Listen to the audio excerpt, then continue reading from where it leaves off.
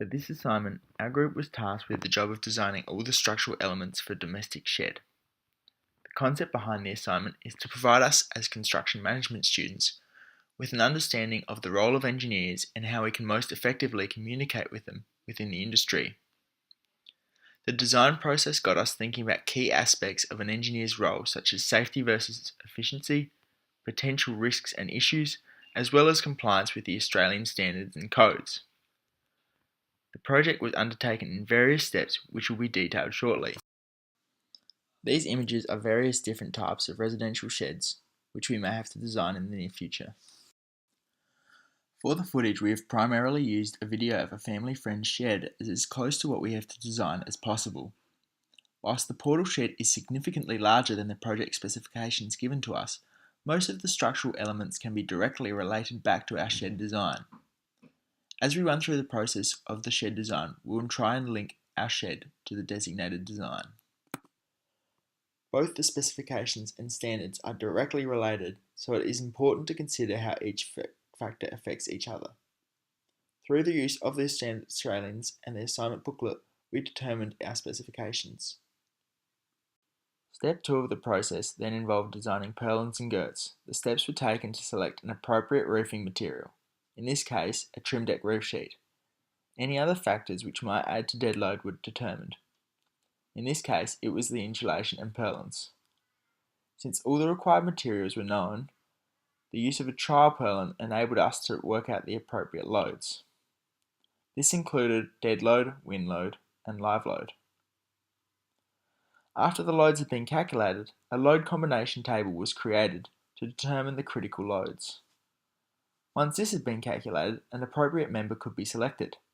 Unfortunately, our initial member was not strong enough, so the whole process needed to be repeated with the self-weight of the new purlin to ensure it fulfilled its requirements. This was done 3 times before we found an appropriate member. Step 3 involved the design of the rafters. The rafter design seen in the photos details how there will be 3 rafters. The central member must be designed to withhold 500 kilograms to remove the car engine. Much like purlins and girts, the loads can be first calculated.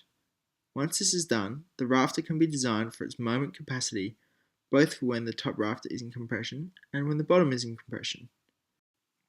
For example, we selected a 360 universal beam 50.7, which says the moment capacity for the member is 211 kilonewton meters. When the rafter is checked in reversal direction, however, there is no lateral support and the bottom flange is under compression. This means that the effective length is now increased, and as a result, it won't be appropriate for the given circumstances. A new member is then selected and can be redesigned for this process. Finally, deflection must be checked in accordance with AS 4100. Our selected rafter reached the required standard, so we could proceed to step 4.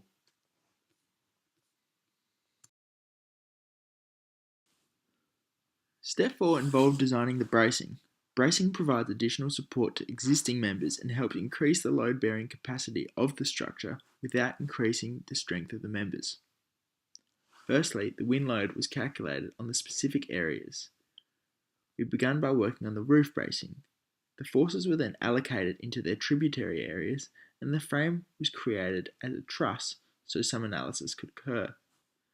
Through the use of both software and hand calculation, we aimed to work out the forces in each member so appropriate sections could be used. The hand calculation process involved using a method of joints in a free body diagram to solve the trusses. The steps for software analysis had the same basis, but was done through electronic algorithms.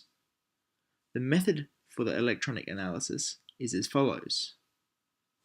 To begin, the structural wizard was used to form the initial frame. A Pratt truss was selected as it closely represented what was requiring analysis. Spans and dimensions were then inputted and any unnecessary members removed. All labelled nodes were then loaded with their respective external force, calculated previously, by hand. The nodes were also restrained properly to ensure no movement in the wrong direction occurred. Both a pin and a roller supports were then used at either end of the x-axis for analysis purposes. The program's space gas could then calculate any forces in the members, as well as various other pieces of information, such as deformation, shear stress, and axial forces. The diagrams were then screen captured and implemented into this video.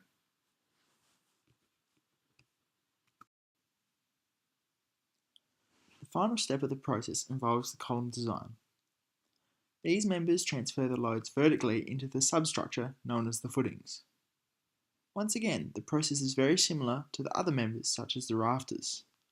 Similarly, we worked out the loads, ensured that it can withstand the compressive force, and is also an economical choice. For our design, we used a 150 universal column. This concludes the design steps of a shed and provides us with an understanding of the rudimentary design principles behind structures, in particular the sheds. As a group, we now understand the limitations and rules that engineers must abide by, giving us a greater understanding of their decision making. As a result, it will enable us to become more effective at our job as construction managers. Thanks for watching.